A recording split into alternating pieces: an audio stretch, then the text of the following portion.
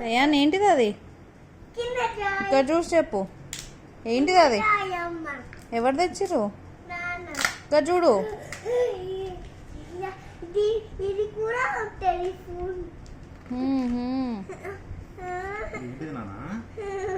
తీది నువ్వు వాడు తీయరా.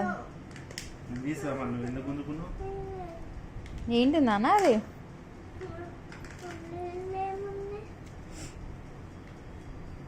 బొమ్మ దేంట్లో ఉంది?